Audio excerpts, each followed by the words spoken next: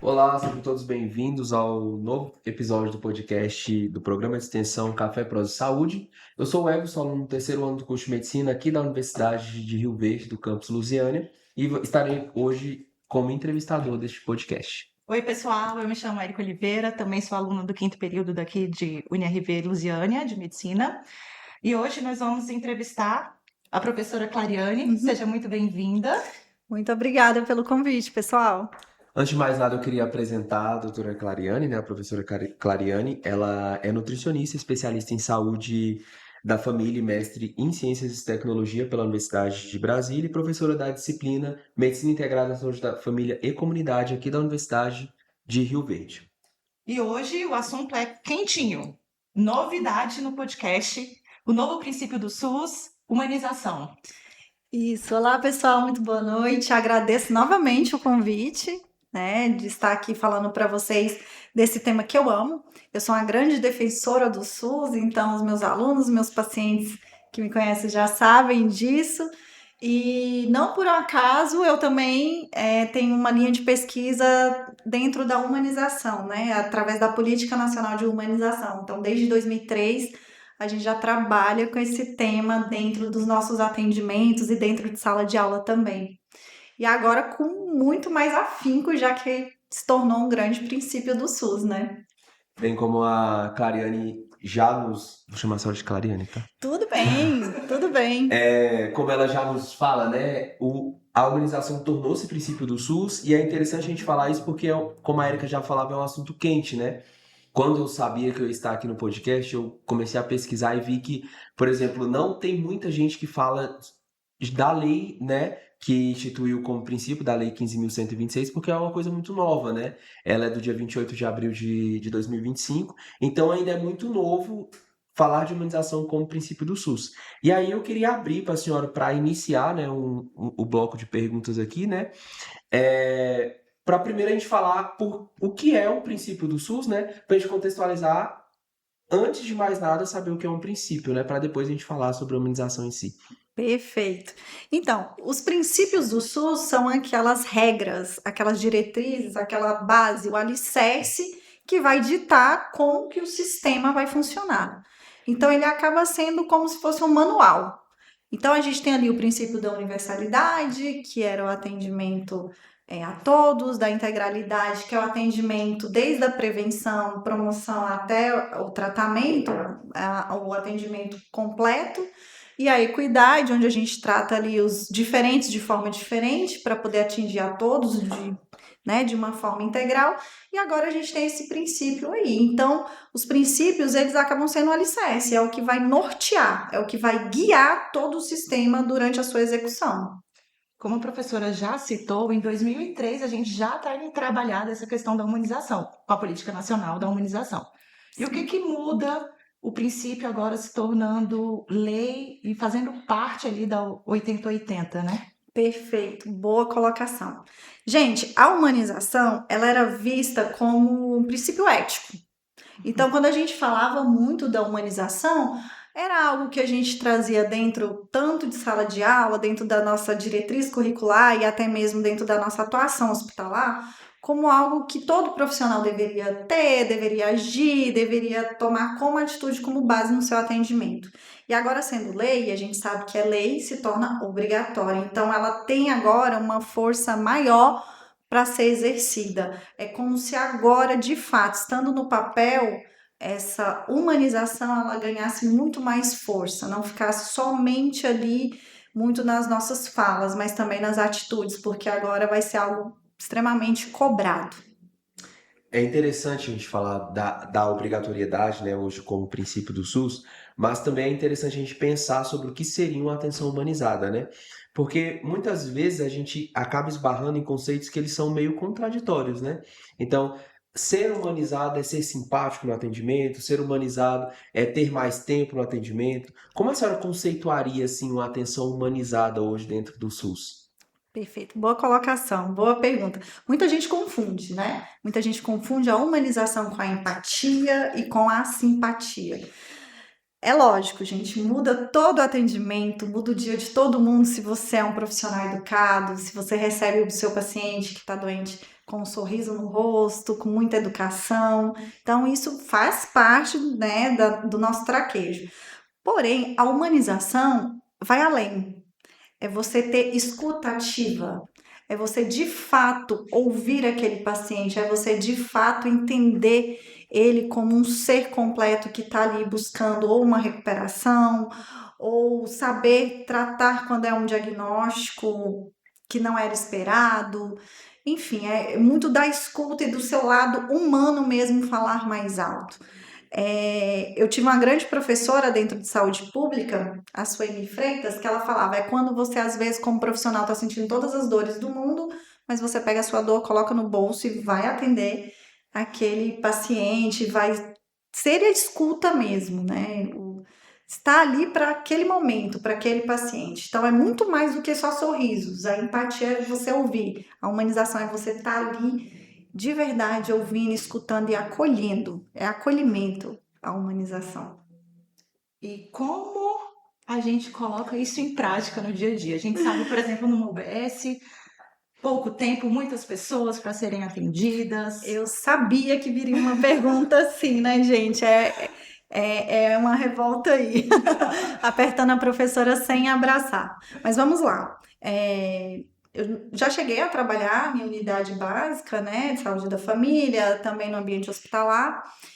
E é muito difícil a gente conciliar a teoria, que ela é muito bonita, ela é muito perfeita no papel, com a nossa prática, porque a nossa realidade a gente sabe que o Sistema Único de Saúde, né, o Sistema Público de Saúde, ele é carente de profissionais e assim, carente também desses profissionais qualificados. É difícil manter o sorriso que a gente falou anteriormente no rosto quando a carga é excessiva, quando nós temos uma infraestrutura que não nos favorece e uma população extremamente adoecida. Um sistema Então, inchado de paciente. exato.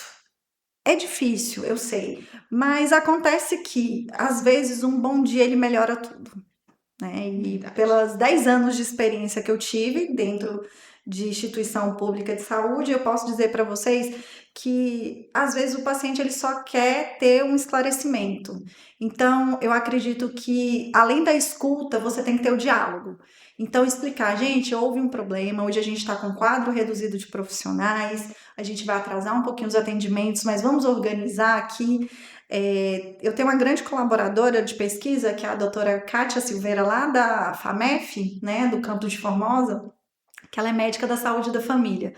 E ela chegou na unidade dela e ela mudou toda a estrutura, fazendo uma correção no fluxo de atendimento. E ela conseguiu organizar de uma maneira onde que ela tinha muito mais tempo durante os atendimentos para ter essa escuta ativa dos pacientes.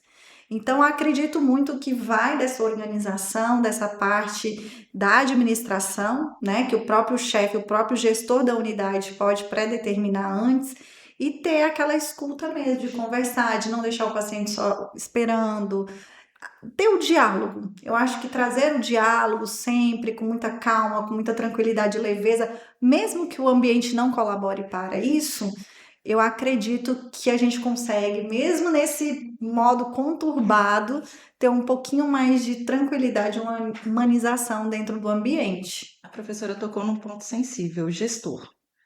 Com a lei, a gente tem, então, usuário, profissional da saúde e gestor como corresponsáveis pelos princípios, né? Certo. Como fica a parte da gestão?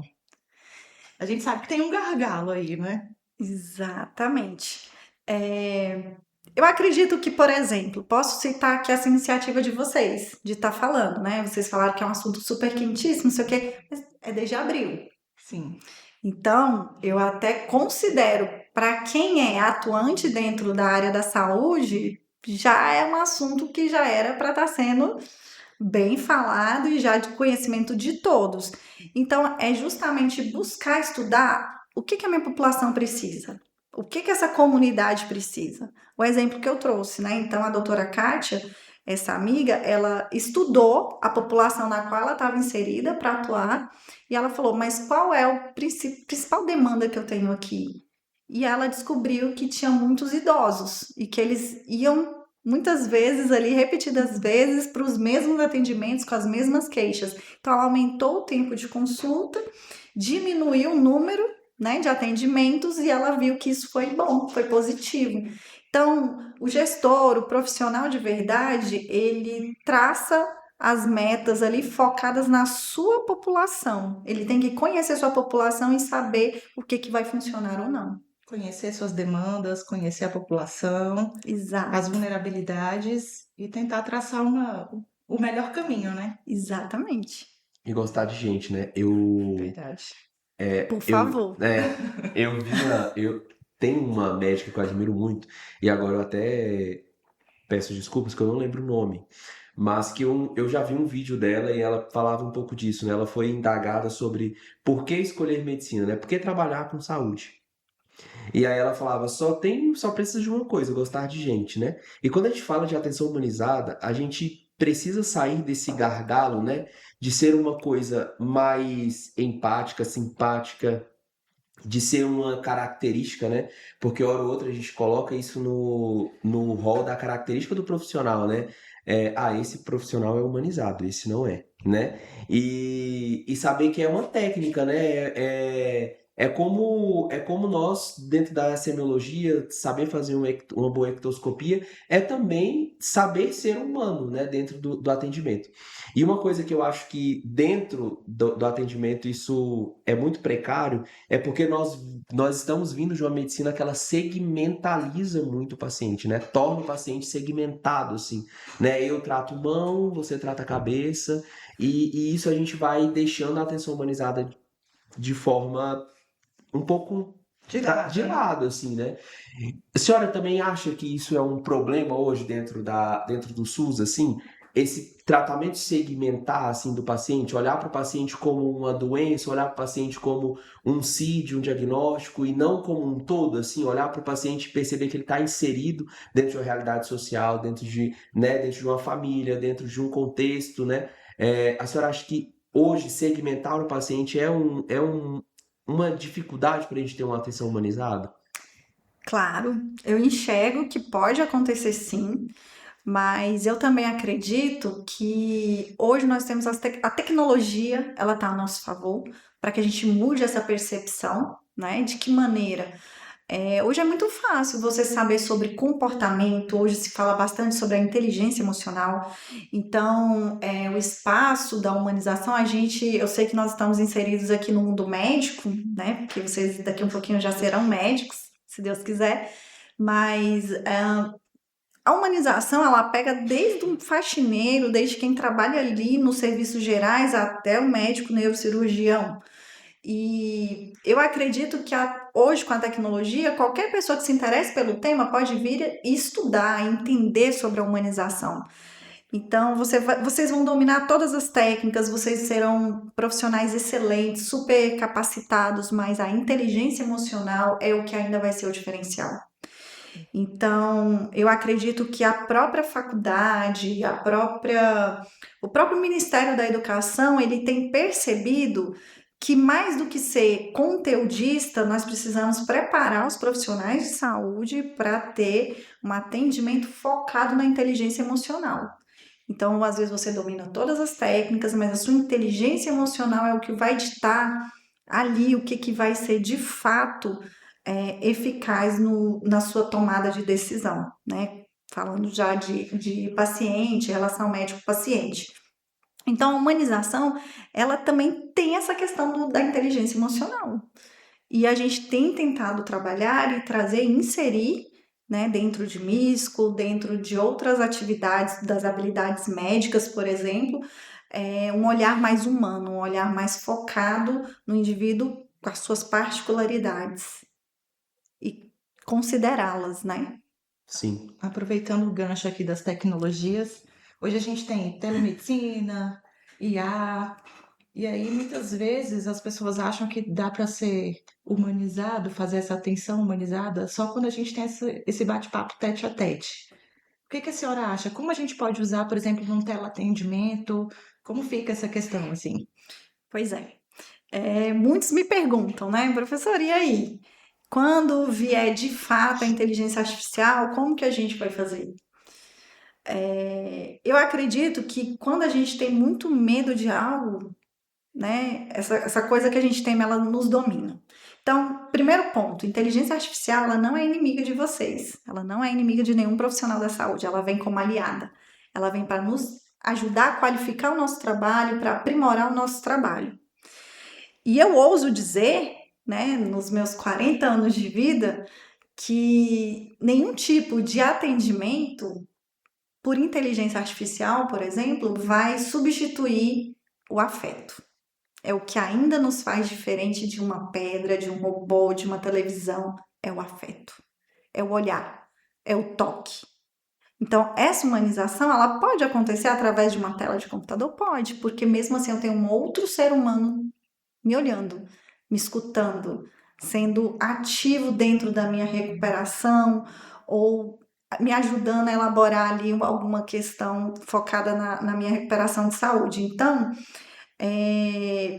a inteligência artificial vem para somar, para ajudar a gente a ter uma qualidade, um foco diferenciado, né? Talvez um diagnóstico mais rápido, talvez, mas nada vai substituir o olhar humano, o toque, a voz, quando tiver esse diagnóstico, quando vem aquela notícia, você está livre de determinada doença, ou seu filho nasceu, tá todo mundo bem. Então, a voz humana, o toque, a pele, o olhar, isso é insubstituível.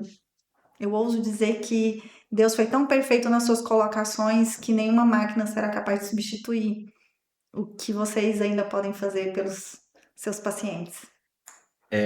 A IA, ela hoje tem um papel muito importante, não só na educação médica, mas dentro de todas as profissões, né? Eu percebo assim. Tanto no auxílio, né, da educação, hoje sabe-se que dentro da sala de aula a IA, ela domina, a senhora como professora sabe disso, né? Então, Sim. a IA domina numa tirada de dúvida, a IA domina numa montagem de uma apresentação, ela domina no roteiro, enfim, ela domina em vários âmbitos. E aí, eu, uma vez, navegando, eu acho que Instagram, alguma coisa, eu vi uma IA que ela é capaz de escutar um atendimento médico e ela montar toda a minha anamnese, né? De antemão, eu achei muito interessante, né? Porque hoje nós percebemos que um fator que afasta muito o paciente do médico é isso, né? O médico só olhou para a tela do computador, ele só digitou, ele não olhou para mim, ele não pegou em mim. Mas nós também temos que ver o lado médico no sentido de que eu preciso relatar aquilo que eu estou fazendo, eu preciso deixar em prontuário aquilo que é minha conduta, aquilo que eu vi no paciente, né? Não só para respaldo, mas também para auxiliar no processo terapêutico do paciente, enfim. E aí eu achei fantástico, né, isso. A senhora já percebeu que a IA ela tem auxiliado dentro dessa humanização no consultório, assim, a senhora, né, como nutricionista também, talvez tenha essa dificuldade também, né, porque nós quando vamos ao médico, nutricionista ou psicólogo, a gente quer ser ouvido, a gente quer ser visto, né? A senhora tem visto que a IA ela tem ajudado, né, tem feito um trabalho que é nosso, mas sobre a nossa supervisão, mas que a gente consegue delegar para ela. A senhora tem observado isso? Sim, tenho observado e acredito que é válido. É válido. Por exemplo, fazer análise de determinado exame, porque aos olhos humanos pode passar ali algo que para ela não passaria despercebido. Mas eu bato na tecla e eu vou dar um exemplo para vocês, que talvez vai ficar bem clara a minha colocação. Eu não sou médica, eu sou nutricionista e professora. Então, eu estou convivendo com meus alunos 4 horas por dia numa sala de aula, fechadinho ali, às vezes nas ações com a comunidade. Teve uma aluna que na semana passada, ao fazer a atividade, ela participou da atividade, mas quando eu fiz a chamada e a aula acabou, eu chamei ela e falei, tá tudo bem? Ela falou, nossa, professora, não. Como é que você sabe? Alguém te contou alguma coisa? Eu falei, não. Eu percebi que você hoje estava diferente. Eu não quis expor e falar que eu achei ela com um olhar triste, né? Porque talvez ela não quisesse conversar. E ela, nossa, meus colegas que convivem comigo de segunda a sexta não perceberam. Você me vê uma vez na semana e percebeu. Posso conversar com você 5 minutos? Eu falei, pode. E ela sentou, conversou, desabafou, chorou um pouquinho e foi para casa. No outro dia ela já me mandou uma mensagem, estou bem melhor só porque desabafei. É isso. Uma inteligência, ela jamais vai ser capaz de perceber o nervosismo do meu paciente pelo tom de voz dele.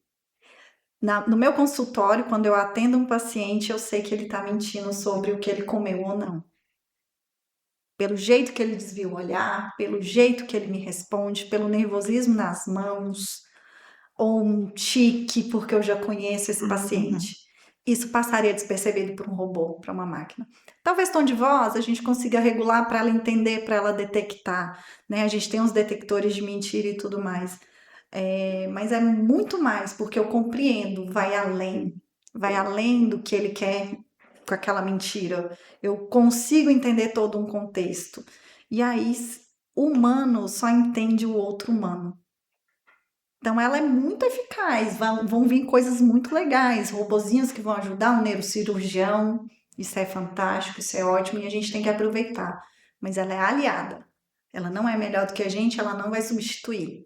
E aí, falando, né, da inteligência artificial e batendo mais na tecla, Noruega, que foi assim pioneiro no uso de computadores, de máquinas na educação, já voltou para caneta, lápis, borracha e papel. Saiu um estudo recente feito, acho que foi publicado na sexta-feira dessa semana passada, que as escolas aboliram computadores durante as aulas.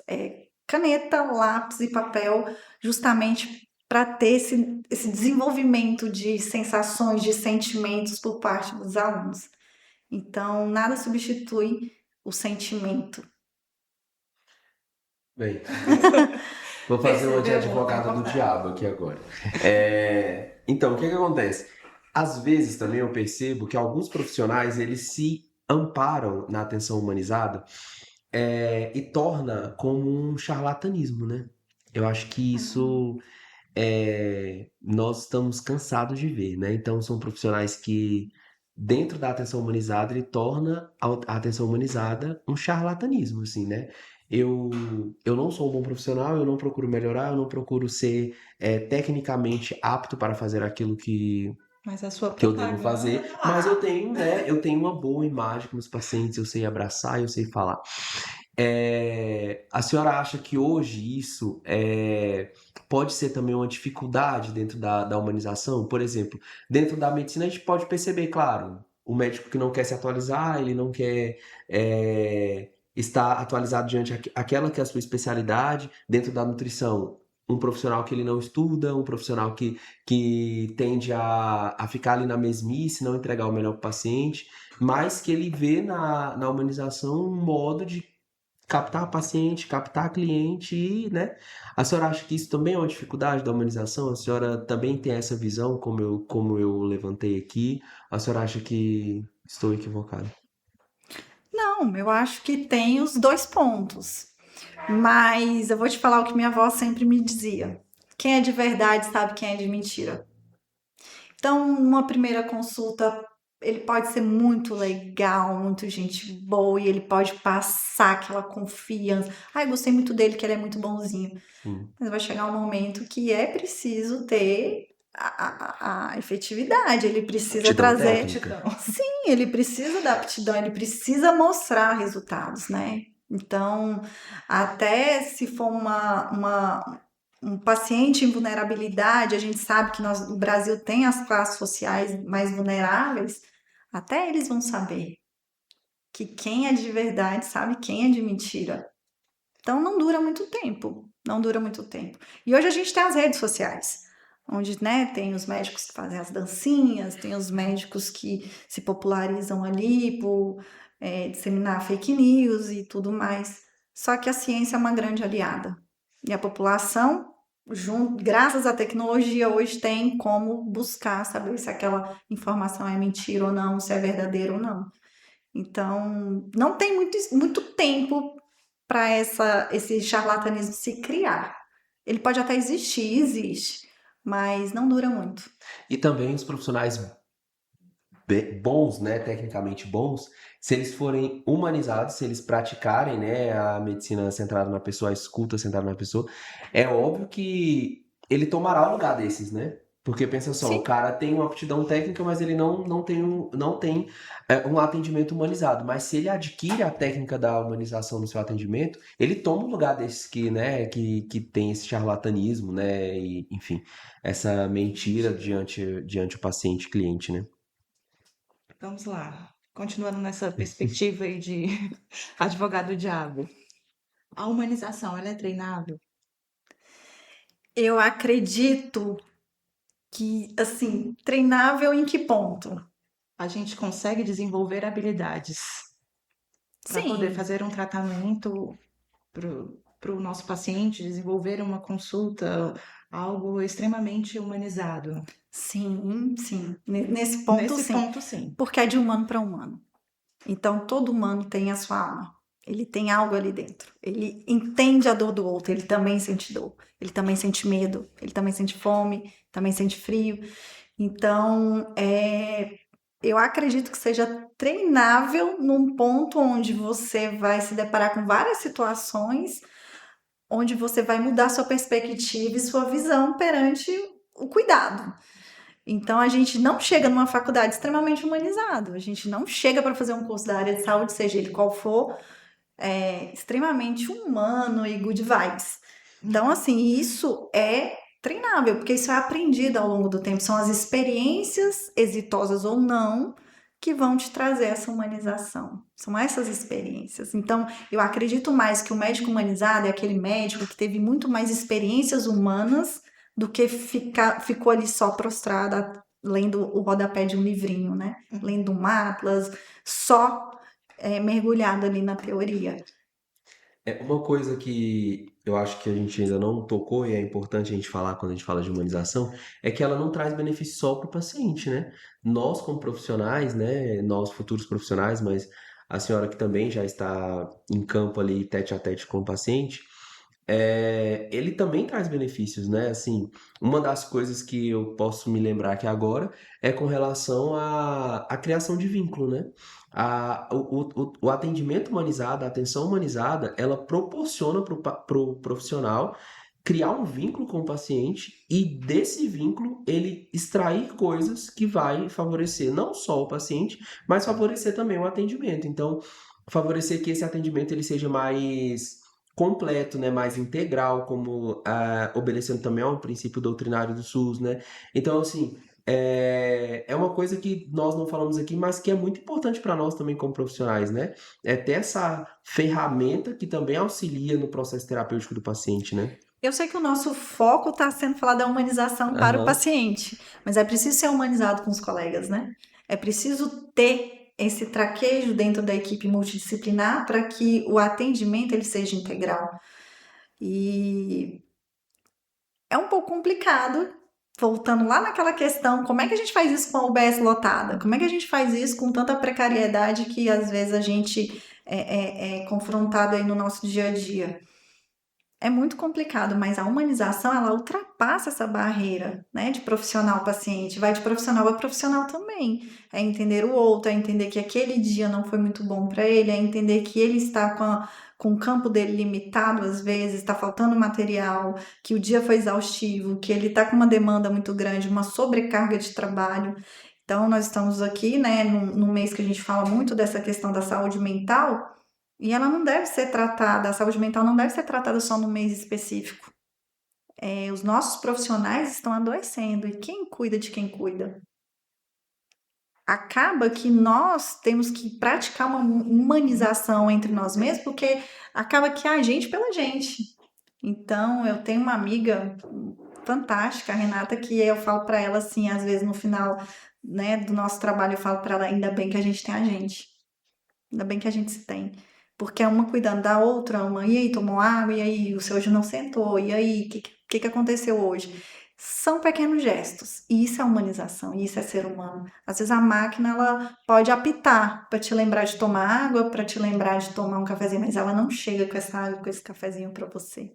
Não tem o toque de você falar, nossa, alguém lembrou, alguém se preocupa comigo. Então, a humanização, ela ultrapassa essa barreira médico-paciente, profissional de saúde-paciente. É profissional para profissional também. A equipe multidisciplinar ela tem que ser aliada, ela tem que ter uma sincronia. E tem que estar todo mundo junto, assim, em sintonia mesmo, senão eu não tenho aquele atendimento integral, humanizado que eu pretendo ofertar. É fazer o diferente entre a própria equipe para oferecer Exato. um serviço diferente para a sua população, né? E atenção, não é algo fácil. Eu estou Não. falando que deve ser feito. E muitas vezes a gente não consegue. Por quê? Porque nós somos humanos. É difícil praticar a humanização 100% do tempo, porque nós somos humanos. A inteligência artificial conseguiria mentir 100% do tempo, nós não, porque nós temos os sentimentos. Mas é possível, na maior parte do tempo? Sim, é possível. É treinável, né? Como diz a Erika É falou. treinável. É treinável. É uma coisa que às vezes esbarra dentro até da academia, né? Dentro da universidade, é pensar em humanização como um caminho diferente que vai levar ao mesmo fim. Exemplo, eu estou atendendo um paciente e eu vou ter que prescrever um antibiótico porque ele está com uma ITU.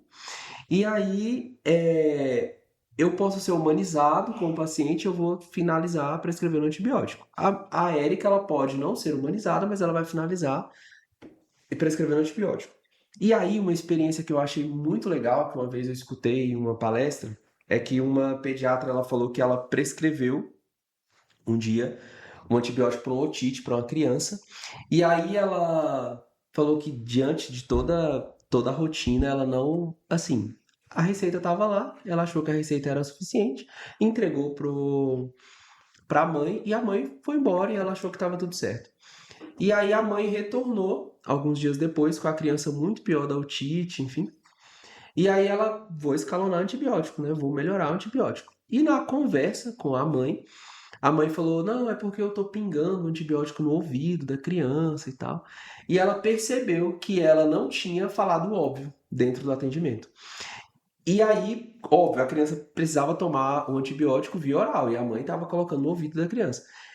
E aí é uma coisa que eu percebo que às vezes dentro da universidade a gente acha, eu digo por mim, pela minha experiência, que a humanização ela é um caminho diferente que vai levar para um fim igual àquele que não é humano.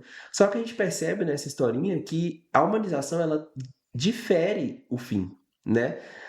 O diagnóstico ele pode ser diferente sendo humano. O fim último, né, que a gente quer para o paciente, que é cura, que é melhora da qualidade de vida, enfim, ele pode ser melhorado ou até mudado quando a gente tem um atendimento humanizado, né? E aí, como aluno, isso me deu uma perspectiva diferente. Eu falei, opa, a humanização ela não é um modo diferente de tratar o paciente, né? Ele é um caminho que me leva para o fim último acertado, né? É o paciente entender o que eu estou falando para ele, é o paciente entender o que está escrito na receita, é o paciente entender o que eu quero que ele faça em casa, né? É eu entender se ele tem manejo e técnica e mecanismo dentro de casa, né? Porque não adianta nada, né? Eu pedir pro paciente, ó, acorde todos os dias às 8, porque você dorme meia-noite, aí você tem que ter 8 horas de sono, sendo que ele tem que estar no trabalho às 6 horas da manhã. Então, assim, é entender em que situação ele tá inserido, né?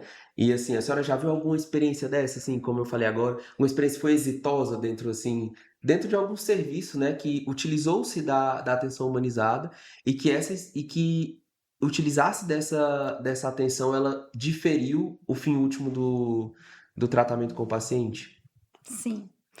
Perfeita a sua colocação, né? Você foi falando, eu fui imaginando. Você falou assim, a humanização ela é o caminho que leva para o fim. Eu diria que a humanização ela é o caminho com um atalho. É um caminho mais rápido, é um caminho florido, é um caminho agradável de se percorrer quando eu tenho humanização. O fim ele pode ser o mesmo lá, sem a humanização. Mas o caminho pode ser mais árduo, pode ser mais doloroso, pode ser feio, pode ter uma vista horrorosa. Com a humanização eu tenho uma vista linda. E é um atalho, é mais rápido. E em relação a essa experiência exitosa, eu vou puxar a sardinha para o meu lado, porque eu sou uma grande entusiasta do aleitamento materno. Então, parto natural, né? Hoje, parto humanizado, do jeito que o SUS oferta, para mim é fantástico. Então, ele atende pessoas vulneráveis, que é a classe que mais me interessa atender no momento. Pega essas mulheres vulneráveis que jamais teriam condições de pagar, né, por um hospital particular, onde vai ter aquela filmagem do parto e tudo mais, mas ela tem um parto humanizado. Ela tem a doula, ela tem, às vezes, ali toda uma equipe focada e voltada para esse momento que é tão importante na vida dela, dando força. E eu tenho um quadro dessas mulheres vulneráveis, socialmente falando, no Brasil, onde 63% são mães solteiras. Estão sem um companheiro no momento do parto. E ter alguém ali segurando a mão durante o parto humanizado, falando para ela, você vai conseguir, vai dar certo, estamos aqui, você não está sozinha, e ter uma bola, e ter um banho quentinho, e ter todo o cuidado. Então, dentro da humanização, né, esse parto humanizado, ele veio a partir da PNH, da Política Nacional de Humanização, onde há um tempo não tão distante assim, a gente tinha notícias de médico que forçavam, induziam ali o parto na força bruta. Sim. Então, acho que são inúmeras experiências exitosas, mas acho que uma que eu gosto muito de citar e falar é o parto humanizado, né? Que é o parto natural, mas com todo esse requinte da humanização reinando do começo até o finalzinho ali, que é a primeira mamada do bebê. E o bom é que a professora trouxe um exemplo que foge bem do óbvio, porque na maioria das vezes, quando se fala em humanização, as pessoas pensam em comunicação de notícias difíceis, cuidados Exato. paliativos, já leva para esse lado, né, de finitude. E aí ela trouxe nessa perspectiva mesmo de vida, né, de início. Então isso é muito bacana. A gente De sabe novo, porque nós somos humanos. a humanização ela está presente em tudo, em todos os aspectos, em todos os momentos de atendimento, seja no UBS, seja no pronto-socorro. É possível ser, né, humano, trazer esse atendimento humanizado em todas as perspectivas, em todos os ambientes, né? Com Isso é certeza. muito bacana. A senhora hoje percebe, a gente falou um pouquinho assim, que há algum furo dentro da educação médica, já que hoje a senhora é uma docente do curso de medicina? A senhora acha que há um furo, há uma tendência de formar profissionais que hoje não praticam a atenção humanizada, não praticam o método clínico centrado na pessoa? A senhora acha hoje que há um furo na formação desses profissionais? Porque eu, talvez como acadêmico, posso falar a minha versão, mas a senhora vê muito mais acadêmicos do que eu, né? Eu tô vendo a minha turma ali, a gente vai se formar e Agora eu tchau. tenho 690 Pois é, alunos. então assim, É muita gente para ficar de olho. exatamente. Então, assim, a senhora vê que há furos, né, na formação desses profissionais? Porque a gente também entende, são 690 indivíduos diferentes para ser tratado, né, com suas Com suas particularidades. E Que são vai bem cuidar de- excêntricos também. que vai cuidar de um monte de gente, né? Bom, eu não diria furos. Eu não vejo dessa maneira. Não é uma questão de ter furos, mas uma questão mesmo, como eu já havia colocado, vai muito da sua percepção de vida, do seu objetivo, porque eu conheço profissionais que já me falaram assim, profissionais não, estudantes, né? Ainda não são profissionais. Eu quero um diploma, eu tô aqui porque eu preciso do diploma. E isso, independente se é do curso de medicina, de nutrição, de farmácia ou de enfermagem, independente se é um curso semipresencial, se é o curso presencial. Algumas pessoas estão buscando apenas o status que o diploma oferta. Só que a educação, ela tá ali para todos. Então é muito subjetivo, porque vai muito do que eu tenho a oferecer enquanto uma professora humanizada ou não. Vai muito do que você está disposto a entender e aprender e absorver. Então é muito subjetivo. Eu sei que há as maneiras e técnicas onde a gente tenta tocar, trazer vocês para esse lado da humanização, o máximo que a gente conseguir, o máximo que a gente puder. E vai das experiências, né? Então, quando eu entro em sala de aula, eu já tive contato com professores, com profissionais que não atendiam pacientes. Então, é um pouco mais difícil para eles falar de humanização se eles não vivenciaram ali na prática o que é um paciente chorando de dor, o que é o paciente que fala, meu último desejo é um milkshake. Meu último desejo Sim. é tomar um milkshake. Né? Então, é um pouco difícil, porque é subjetivo. Então, não diria que é furo, mas eu diria que parte das experiências acadêmicas e de vivências e de compreensão do mundo. Bom, conversa boa é assim, ó, flui e a gente nem vê o tempo passar. A gente está caminhando para o final do nosso podcast. Professora, qual a mensagem final sobre humanização?